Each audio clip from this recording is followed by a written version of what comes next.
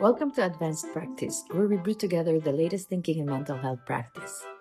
In this eighth episode of Antidepressants, we are going to explore neurosteroid antidepressants.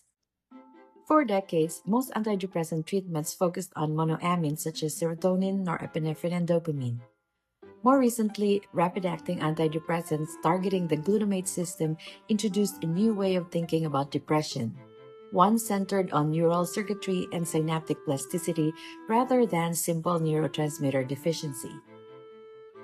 Another emerging frontier in antidepressant pharmacology involves an entirely different system, the GABAergic system, and the role of neurosteroids in regulating brain function.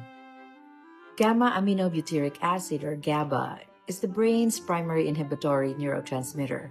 It plays a critical role in stabilizing neural activity and regulating stress responses. In depressive disorders, particularly those related to hormonal changes and severe stress, disruptions in GABA signaling may contribute to mood instability, anxiety, sleep disturbances, and emotional regulation. Neurosteroids are endogenous compounds derived from hormones that modulate GABA A receptors in the brain. One of the most important naturally occurring neurosteroids is allopregnanolone, a metabolite of progesterone. Allopregnanolone acts as a positive allosteric modulator of GABA A receptors, enhancing inhibitory signaling and promoting neural stability. During pregnancy, levels of allopregnanolone rise dramatically. After childbirth, these levels drop rapidly. Researchers hypothesized that this sudden neurosteroid withdrawal might contribute to postpartum depression in vulnerable individuals. This theory ultimately led to the development of the first neurosteroid antidepressant. In 2019, brexanolone was approved for postpartum depression.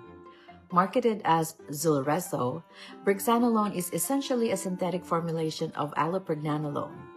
By directly enhancing GABA A receptor activity, it helps restore inhibitory balance within stress-regulating neural circuits.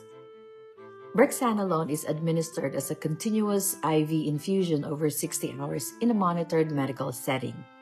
The dosing protocol gradually increases and then tapers during the infusion period. Because the medication can cause sedation and, in rare cases, loss of consciousness, patients must remain under continuous clinical supervision during treatment. Although the treatment process is intensive, the clinical response can be rapid. Some patients experience meaningful improvements in depressive symptoms within days rather than weeks.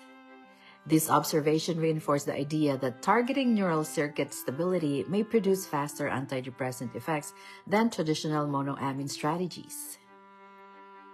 Building on this concept, researchers developed an oral neurosteroid antidepressant designed to offer similar benefits with a simpler treatment approach.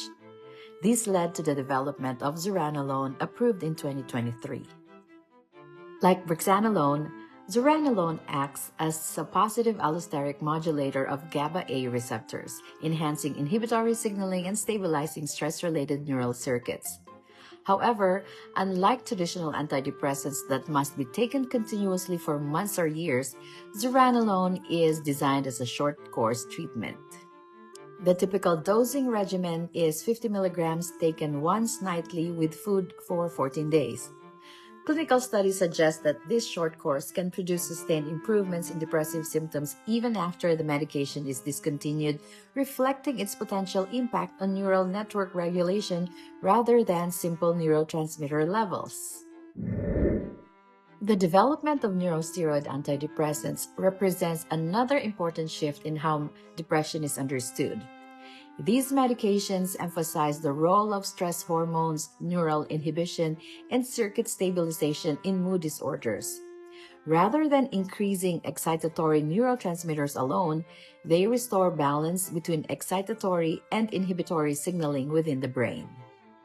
This evolving understanding suggests that depression is not a single chemical imbalance, but a complex network disorder involving multiple systems: monoamines, glutamate, GABA, neuroendocrine signaling, and neural plasticity.